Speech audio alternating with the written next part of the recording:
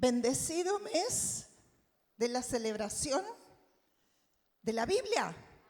Bendecimos la palabra eterna que vive para siempre, que no cambia.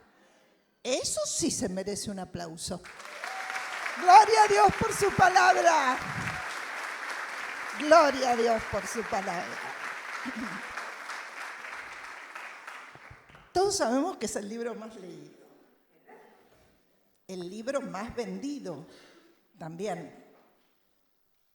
Pero poco consumido.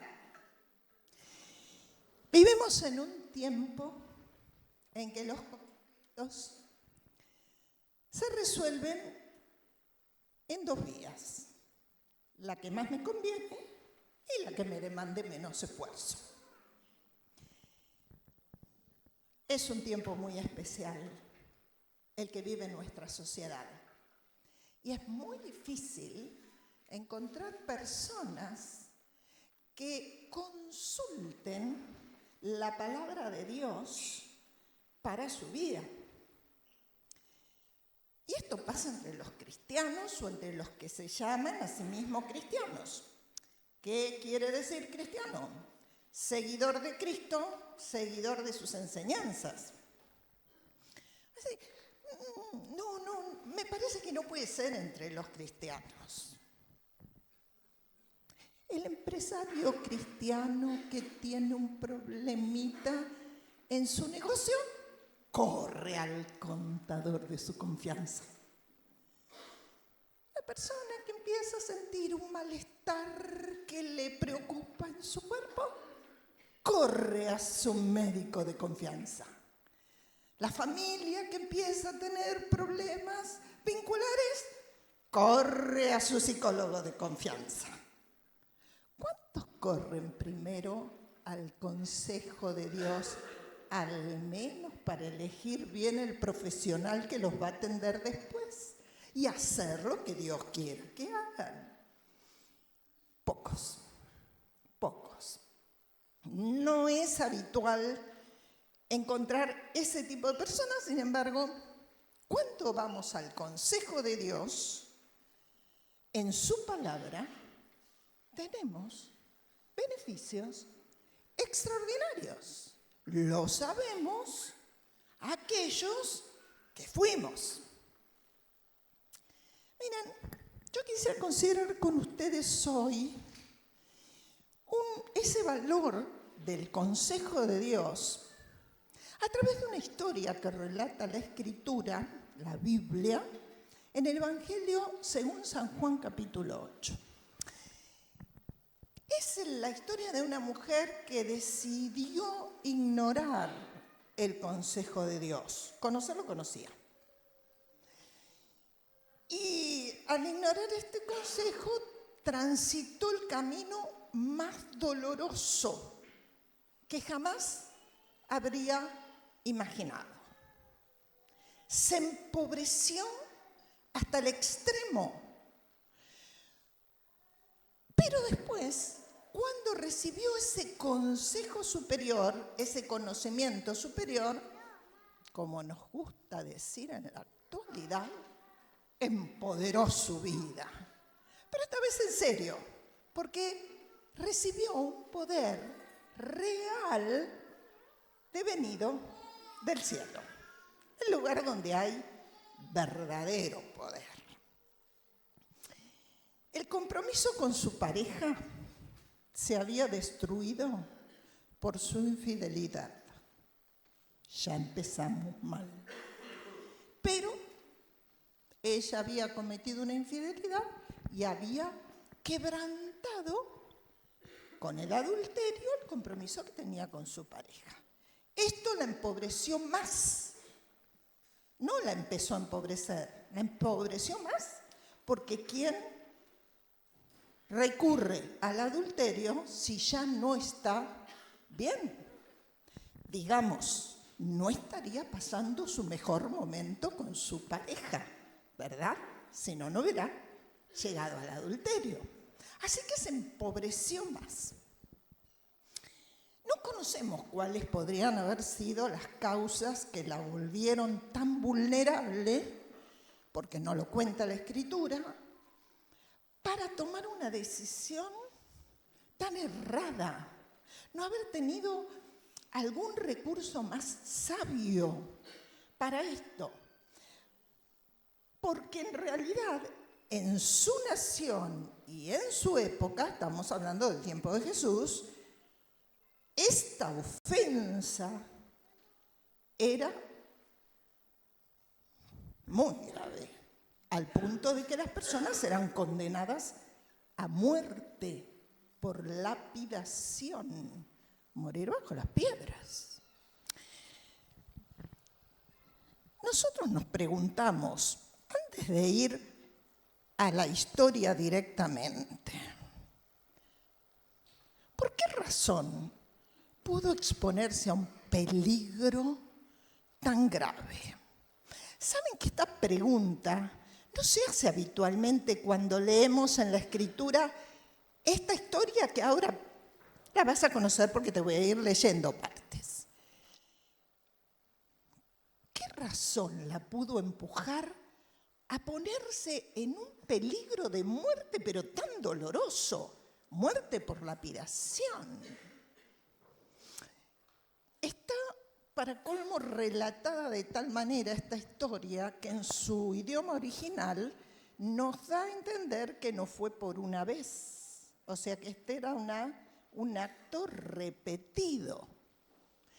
Entonces, más nos preguntamos por qué exponerse tanto, una y otra vez, a una muerte tan tremenda, tan terrible.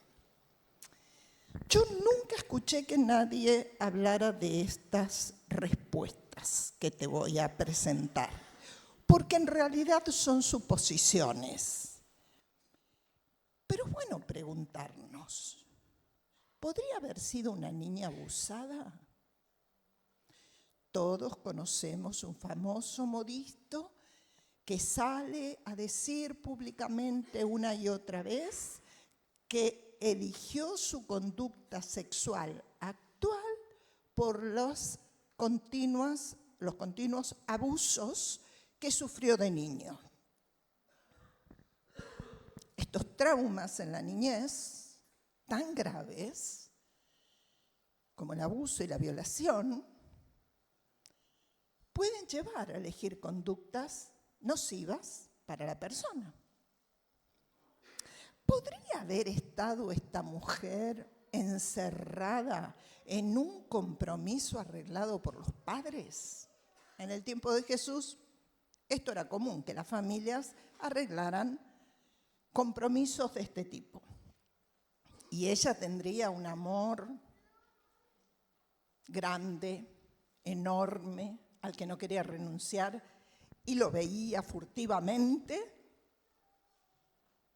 Esto no le quita ningún valor moral negativo a lo que hizo, ni la absuelve de ninguna culpa. Pero lo cierto es, ¿podría haber sido esa la razón?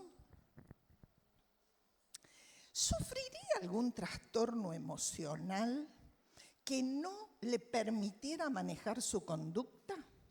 Saben ustedes que hay patologías que determinan que la persona haga cosas que luego de haberlas hecho, la misma persona desaprueba y padece, pero no puede evitar la repetición. Y las razones podrían ser más, pero no podemos saber cuáles eran porque no están escritas.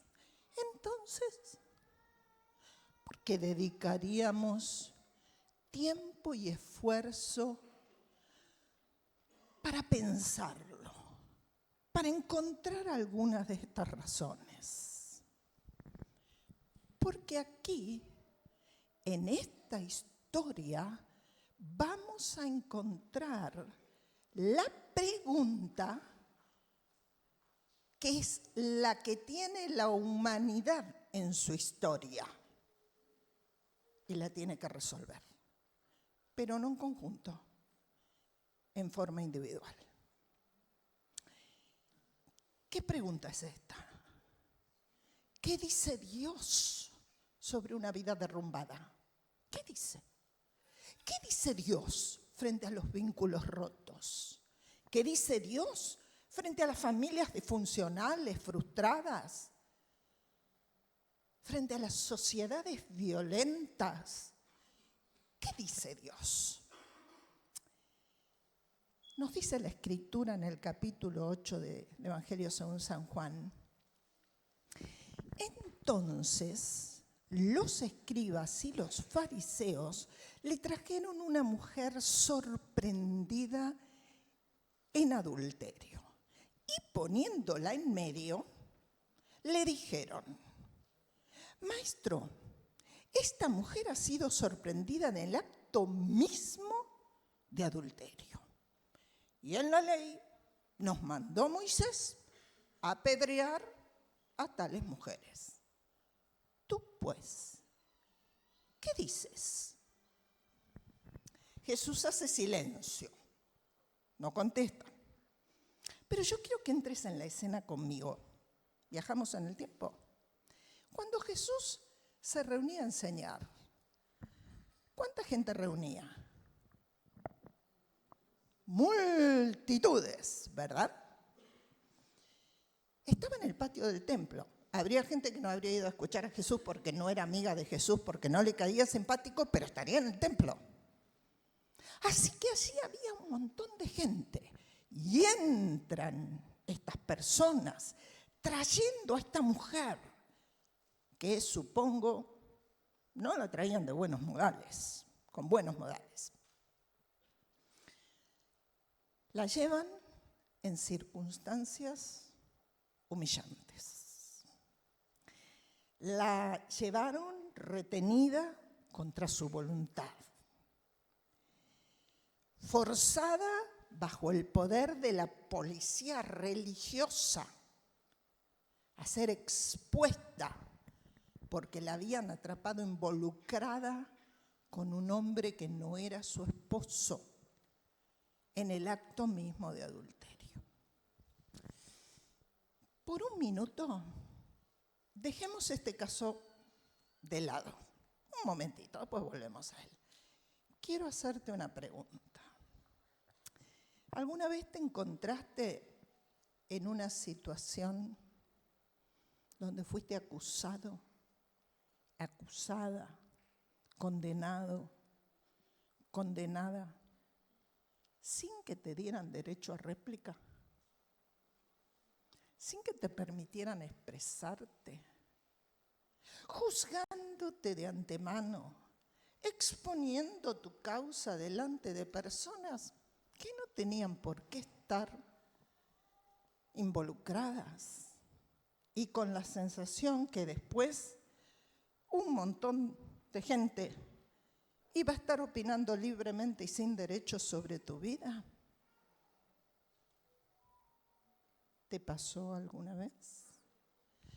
Porque esto pasa en las familias, entre los amigos, en el trabajo, en la propia familia de Dios, en la iglesia. Nos puede suceder esto. Qué profundo dolor. Quien lo vivió lo sabe. Qué profundo dolor. No poder explicarse, no poder decir qué nos pasó. El verbo sorprender que menciona la Escritura, fue sorprendida, en el idioma original de la Escritura, significa tomada con su vergüenza sobre ella. Pero cuando leemos detenidamente, no vemos todo el cuadro. Porque, a ver, pensemos, es un pecado que necesita dos. ¿Y el hombre? ¿Dónde estaba? En ninguna parte. O por lo menos no allí delante de Jesús. Había sido llevada sola. Había espías enviados para presenciar el romance y sus sórdidos detalles. Y tenían que tener pruebas contundentes para poder llevarla a Jesús y ponerla para que el maestro decidiera si se la apedreaba o no. Era difícil, porque se requerían 2 testigos presenciales que además dijeran lo mismo. Imagínate, en un pecado de orden privado como este, que uno no lo publica en las redes, si no estaba arreglado, ¿cómo lo hubieran logrado para sorprenderla en el acto mismo de adulterio? Por eso es muy difícil que esto no hubiera estado arreglado. Maestro, tú, pues, ¿qué dices? Esta mujer fue humillada. Y acá no estamos haciendo consideraciones si lo merecía o no. Ninguna persona, por ningún motivo, tiene que ser humillada. Porque el que humilla tiene tanto pecado como el humillado. La ley religiosa no pregunta, señala y acusa. Esto está mal, esto está bien. Y la verdad que el adulterio bajo la ley judía era una ofensa capital. Y debido a las altas demandas de pruebas, raramente moría alguno. Imagínate cómo se lograba, en semejantes circunstancias, encontrar todo esto que encontramos acá. Lo que sucedía de importante es lo que vamos a ver ahora, que los judíos estaban usando la ley para ponerle una trampa a Jesús. Dice la palabra de Dios, mas esto decían tentándole para poder acusarle. Pero Jesús, inclinándose hacia el suelo, escribía en tierra con el dedo. Jesús hacía silencio, pero la pregunta estaba en el aire. Maestro, tú, pues, ¿qué dices? ¿Dónde estaba la trampa? Si decía, déjenla ir, quebrantaba la ley mosaica, porque Moisés había mandado apedrearla. Pero si decía, ejecútenla, aparte de que seguramente lo iban a acusar de cruel y severo y demás, quebrantaba la ley romana, porque a los judíos, bajo el Imperio Romano, les había sido quitado el derecho de ejecutar oficialmente por una ofensa religiosa. Allí estaba la trampa. Estos líderes religiosos, hombres miserables, estaban usando a esta mujer como un arma contra Jesús. Y lo que es más grave de todo es que ellos cargaban un pecado muchísimo mayor, porque estaban utilizando esta trampa para llamar al Hijo de Dios impostor, para demostrar que no era el Hijo de Dios. La justicia no les interesaba en absoluto, por supuesto. Habían arreglado cuidadosamente el momento, el arresto, porque ellos afirmaban, esta mujer ha sido sorprendida. qué puntualidad para encontrarla en ese momento. Cuánto dato para estar justo en ese lugar. Llama la atención, ¿no es cierto? Sobre todo llama la atención que al hombre culpable no lo llevaron. Me pregunto, ¿sería parte del acuerdo? ¿Se tomó su tiempo para seducir, engañar?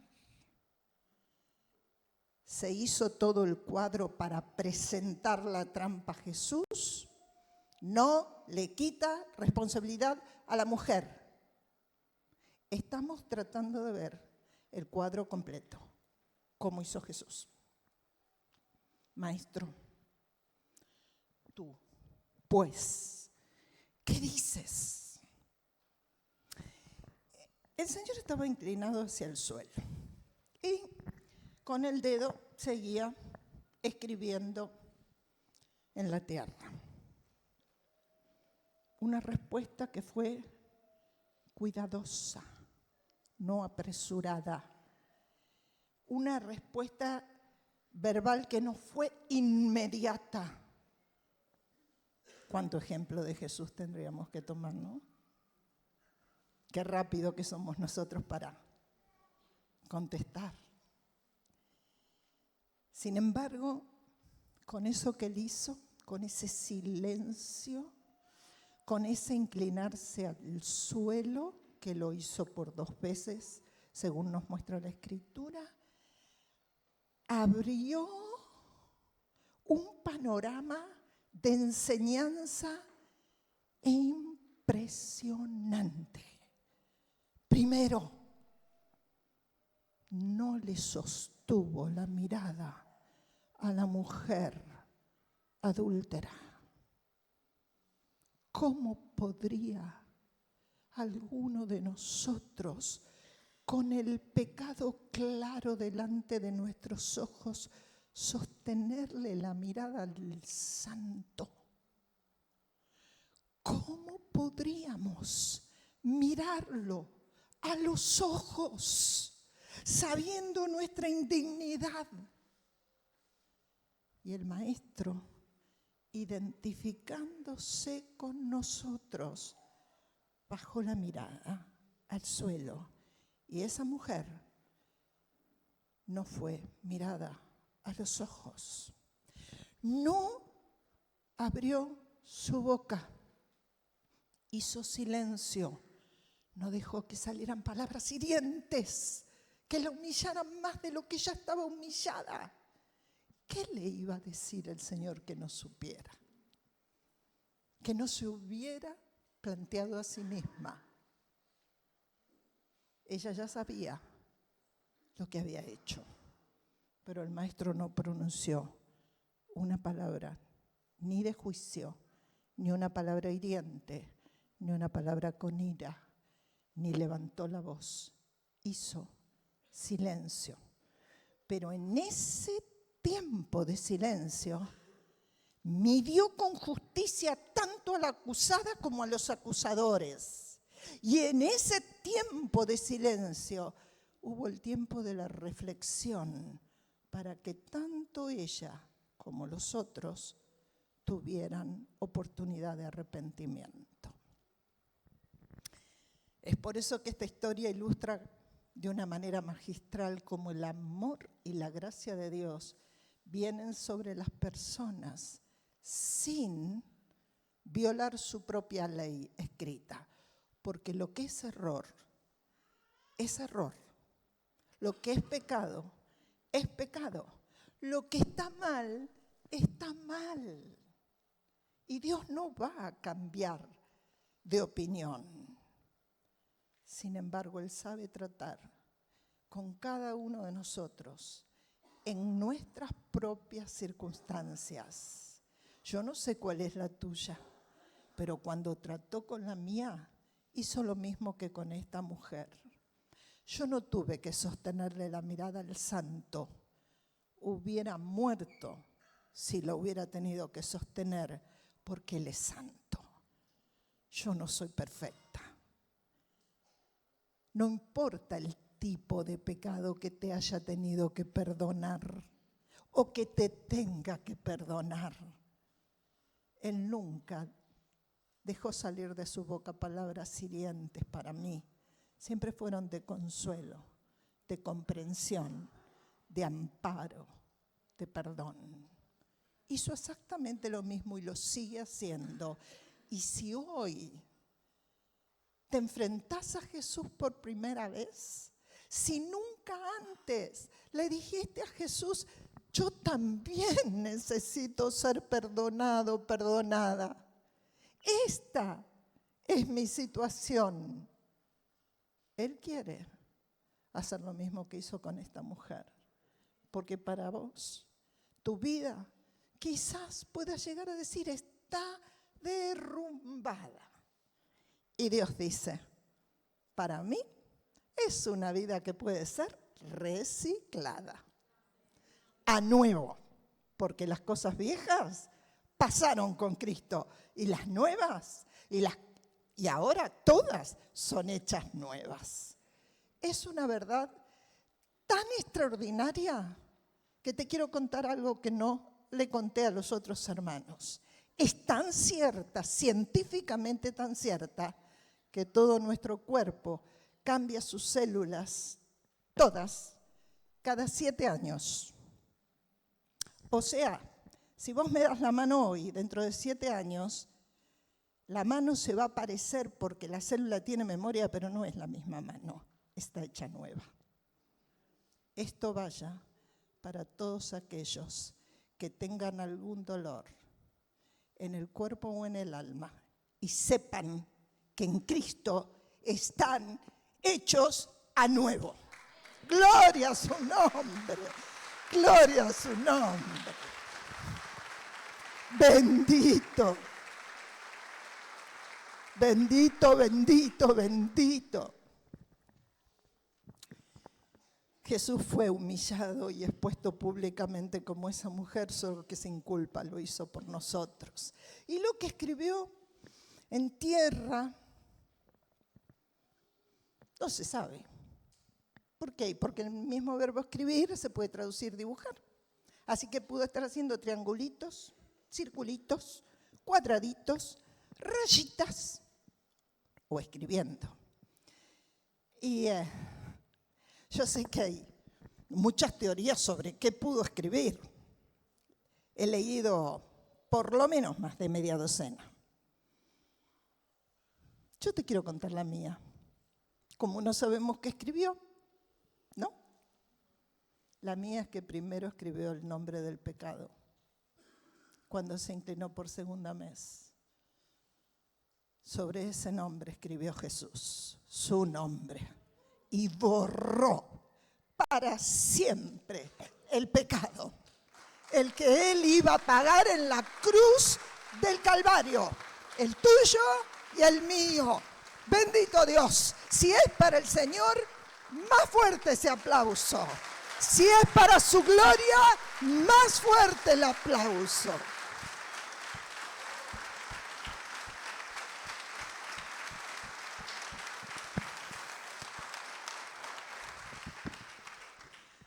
En el silencio, Jesús ignoró las acusaciones escuchadas. Nos preguntamos, ¿por qué las ignoró? Porque conociendo todas las cosas sabía cómo había sido arreglado por los perversos que la trajeron. ¿O las ignoró simplemente para no humillarla más? Dice la palabra que hizo silencio, pero en el aire estaba sonando la misma frase: Maestro, tú, pues, ¿qué dices? Y como insistieran en preguntarle, se enderezó y les dijo: el que de vosotros esté sin pecado, sea el primero en arrojar la piedra contra ella. E inmediatamente, e inclinándose de nuevo hacia el suelo, siguió escribiendo en tierra. La sentencia contra la mujer se volvió sentencia contra los acusadores. La acusada y los acusadores recibían una palabra que remitía a sus propias vidas. Él no dijo, no la ejecuten simplemente porque estaba pidiendo que para señalar el pecado esos hombres nunca hubieran pecado. Eso hubiera sido imposible. Él le demandaba a estos hombres el pecado que habían cometido. No solamente la trama que habían establecido para que fuera Jesús acusado de impostor como hijo de Dios, sino el hábito que llega hasta nuestros días, desgraciadamente, y es tan común: señalar el pecado de los otros, olvidándonos del propio. Ese deseo de castigar los errores de otros ignorando nuestro propio pecado es demasiado común y tenemos que luchar por vencerlo. Y ustedes me dirán, pero tiene que haber un lugar donde corregir. Sí, claro. Hay un lugar para lidiar con los errores de los demás, la familia. Los padres corregimos a nuestros hijos. Los hijos tienen que corregir a sus padres. Sí, no me ponga esa cara. Aunque sea papá y mamá, usted no pasó al bronce cuando fue padre. Se sigue equivocando como yo. De eso dan testimonio mis 3 hijos, mis 8 nietos. Así que seguro que nos equivocamos. Y nos tienen que señalar ese error para que no volvamos a cometerlo. Entre los amigos, si sos un buen amigo, ¿no le vas a decir a tu amigo? No más. Dentro del pueblo de Dios, la iglesia, hay que corregir cosas para hacerlo mejor. ¿Sabes cuál es la diferencia que nos muestra Jesús? Que cuando se hace bien, no se corrige con voces altisonantes, con ira, con enojo. Se hace desde un corazón triste, generalmente con lágrimas, porque nos duele el dolor del otro. Dice la palabra, pero ellos, al oír esto, acusados por su conciencia, salían uno a uno, comenzando desde los más viejos hasta los postreros. Y quedó solo Jesús y la mujer que estaba en medio. Maestro, tú pues, ¿qué dices? Y dijo, y las palabras del Altísimo resonaron en las conciencias de todos. Qué maravilloso ejemplo intergeneracional, porque los mayores, los adultos mayores, fueron los primeros en irse con la piedrita, sin arrojarla. Qué bueno que sus almas no estaban adormecidas, muertas, cauterizadas, porque algunas personas creen que por cumplir años adquieren perfección y ya no se les puede discutir nada. No es así. La perfección está solo en el Santo, el Todopoderoso, el que nos puede guiar a la verdad por su Santo Espíritu. Pero qué extraordinaria la conducta de los jóvenes. Un aplauso para aquellos que no se sintieron rebeldes, que dijeron, yo no pienso lo mismo. A mí no me parece. Yo voy a hacer la mía. Miren, no sé si por miedo a quedarse solos frente a esa multitud y con la autoridad que tenía Jesús, o porque realmente de buena voluntad siguieron a los mayores porque lo entendieron. Yo quiero creer que todavía tenemos jóvenes que son capaces de pensar por sí mismos, que no son rebaño, que son personas que piensan y deciden. Si son rebaños, rebaño es solo porque han pasado a ser ovejas de Jesús, pero no rebaños del lobo. Pero dice la palabra, enderezándose Jesús y no viendo a nadie sino a la mujer, le dijo: mujer, ¿dónde están los que te acusaban? ¿Ninguno te condenó? Ella dijo: ninguno, Señor. Entonces Jesús le dijo: ni yo te condeno. Vete y no peques más.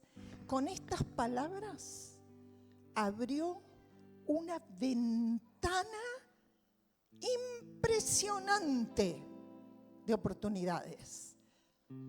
Reconoció que era un pecado. No dijo Jesús esto, bueno, no importa, ya está. No lo hagas más.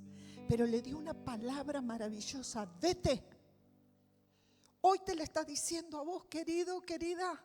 No permanezcas en el lugar del dolor, de la humillación, del fracaso, de la parálisis emocional. Salí ya. Viniste a Cristo. Encontraste su perdón.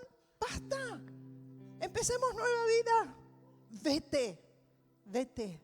Y una palabra de ánimo muy fuerte que te dice a vos y a mí: ni yo te condeno. Porque esta mujer iba a volver a la vida cotidiana. Y en esa vida cotidiana, alguno le podría echar en cara su pasado. Siguen existiendo esas personas. Pero ella iba a poder decir: a mí el maestro me dijo, ni yo te condeno. Te quiero leer lo que dice la cantautora Salomé Recibita, que me conmueve. Si Dios no entiende de piedras que señalan y condenan, si Él solo sabe de abrazos, de curaciones y esperas, de calor, abrigo y leña, que aguardan a punto siempre, reconfortando intemperies y alumbrando las cegueras, si perdona de antemano, regalándonos la vida, si el amor de Dios nos salva sin cansancio, día a día, ¿con qué derecho juzgamos? Y opinamos de cualquiera. Quien esté libre de culpa, tire la primera piedra. No hay condenación para los que están en Cristo Jesús. ¡Gloria a Dios! ¡Gloria a Dios!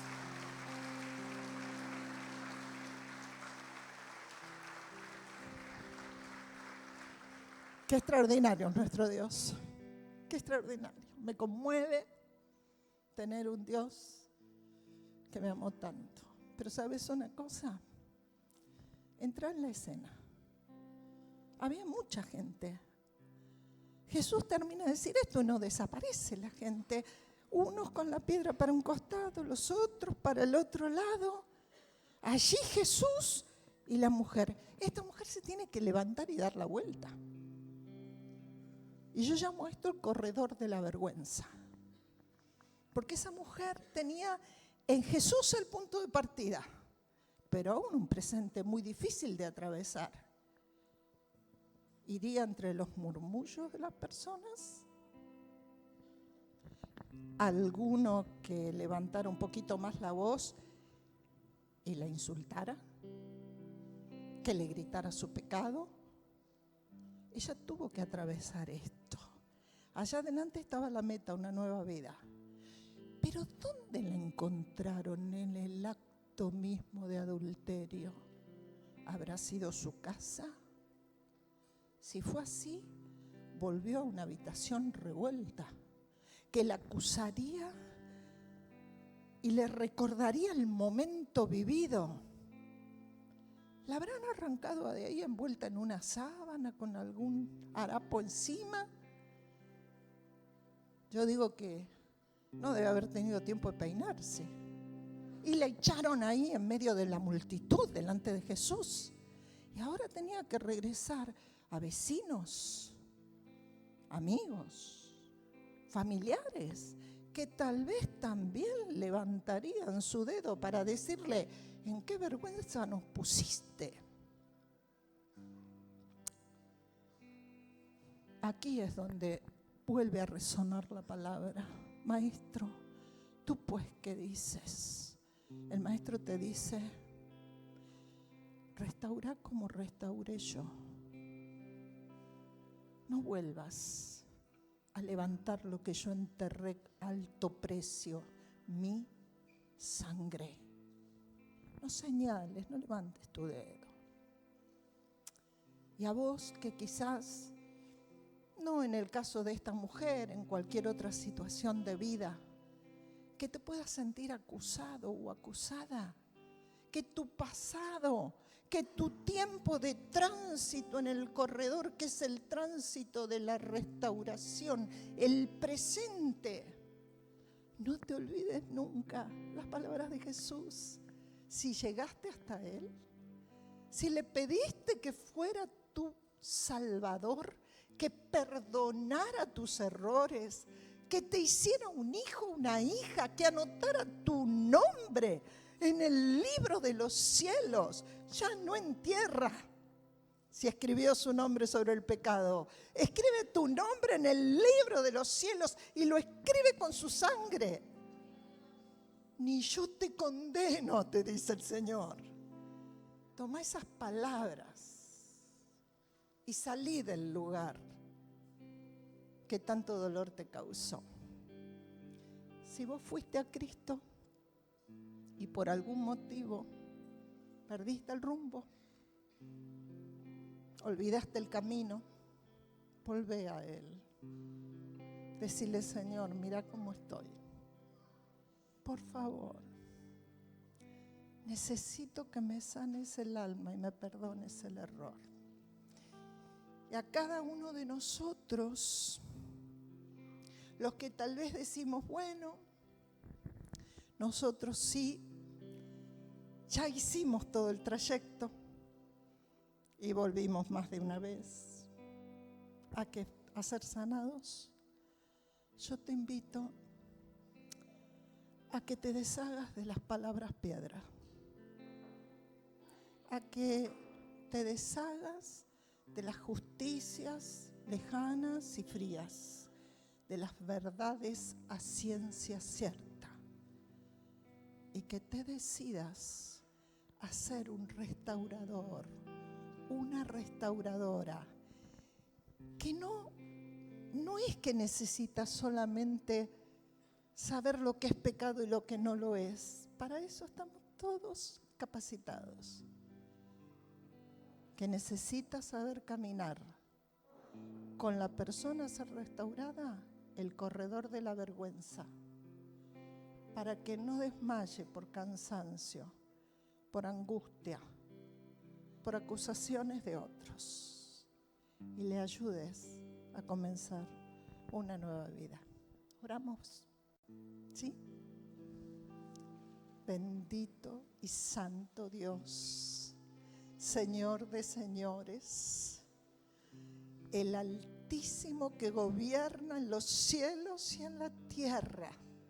Venimos delante de tu presencia, papá, para decirte gracias porque lo hiciste con nosotros. Gracias porque nos perdonaste, restauraste, liberaste, nos diste nueva vida. Gracias, Señor. Bendecimos tu nombre.